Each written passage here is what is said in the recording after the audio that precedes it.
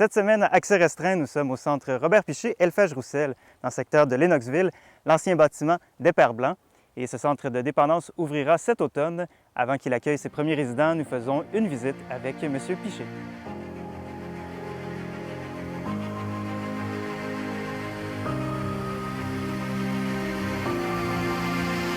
La thérapie qu'on va donner, le programme de thérapeutique qu'on va donner est un petit peu spécial. Comme je t'expliquais, nous autres, on va mettre beaucoup l'emphase sur l'admission. Parce que pour réussir à rester abstinent, il faut que le type ait un sincère désir d'arrêter lui-même, d'arrêter de boire. C'est pas ton frère, c'est pas ta sœur, c'est pas ta femme, c'est pas ton boss, c'est pas tes enfants. L'admission est très importante.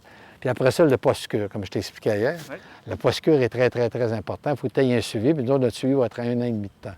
J'ai eu un mentor, le centre s'appelle Robert Piché, Elfage-Roussel. Oui. Elfage-Roussel, c'était mon mentor pendant 15 ans de temps, jusqu'à temps qu'il décède.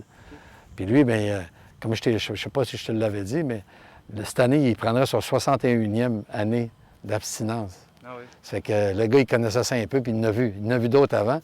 Fait que ça a été mon mentor dans les 15 dernières années, puis c'est pour ça qu'aujourd'hui, j'ai la possibilité de partir à un centre thérapeutique sur sa vision à lui. Pendant les 15 ans, il m'a montré sa vision, puis fait que j'ai un peu la vision de comment faire pour aller chercher le bon gars puis le faire rester abstinent. C'est de faire accrocher qui n'est pas facile. Fait que tu l'approches avec ce qu'il a à perdre dans sa vie sociale, puis après, tu le fais switcher sur le programme des alcooliques anonymes pour qu'il monte. Tu sais, il dit, bien, il y a peut-être une raison de s'en sortir. Chaque chambre était gérée par le père lui-même.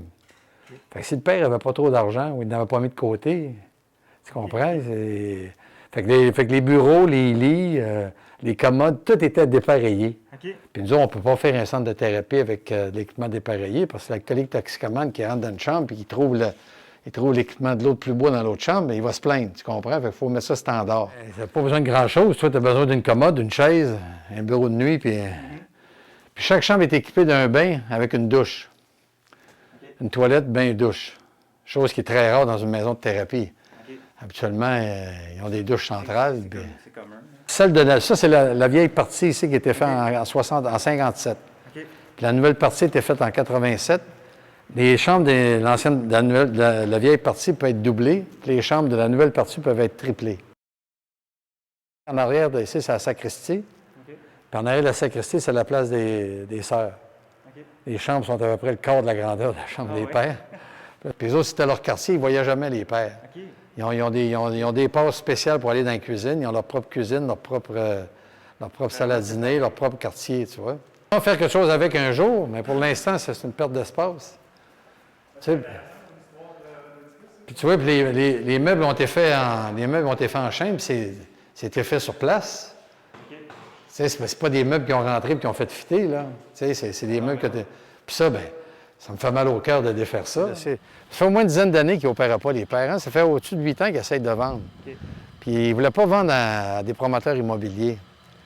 Parce que tout le tour, c'est des propriétaires, tout le tour. Hein? Les cadastres, tout le tour, c'est tous des propriétaires qui ont des maisons, qui sont habitués d'avoir les chevreuils dans leur cour. Fait qu'ils veulent continuer d'avoir les chevreuils dans leur cour, là, tu sais. Parce qu'on a à peu près une cinquantaine de chevreuils qui se promènent sur le site. Okay. Ça, c'est un jardin que mon chef cook a fait. C'est-à-dire qu'il n'y avait rien là avant. Là. C'est pas juste un cuisinier, c'est un chef cuisinier. Génial. Ça, c'était leur centre d'entraînement. Là, c'est vide aujourd'hui, il n'y a plus rien là-dedans. Ça ne donne rien d'aller faire un tour. C'est tout vide. Ils essaient de canaliser l'Afrique, bien entendu, c'est les Pères Blancs d'Afrique. Là. Puis là-dedans, c'était leur usine. C'est là-dedans que c'est leur établi. Ils apprenaient à faire des puits d'eau, ils apprenaient à construire des maisons, ils apprenaient à faire de la mécanique automobile. Fait qu'ils apprenaient, c'est là-dedans qu'ils s'entraînaient, tu vois. Peut-être qu'on va s'en servir pour faire des ateliers, justement, parce que si on prend quelqu'un qui a tout perdu et qui veut se remettre dans son domaine, en même temps, le gars, il était menuisier, puis il a tout perdu, bien, peut-être qu'il voudra recommencer à prendre ses licences, puis tu sais, parce que tous les corps de métier, ça leur prend des papiers, là. Tu sais que j'essaie de me servir un petit peu de mon nom aussi pour rendre ça un peu populaire, parce que quand je partage dans les réunions des alcooliques anonymes, c'est certain que avec mon statut d'héros national, j'ai une certaine crédibilité. Puis quand je parle au gars de la maladie, que le gars en avant de moi, il a la même maladie que moi, puis j'en parle librement, mais il accroche à ça, il s'identifie à moi, puis il dit « Ah, si le commandant a arrêté, moi aussi, je pourrais peut-être arrêter. » Puis ça fait partie de la 12e étape.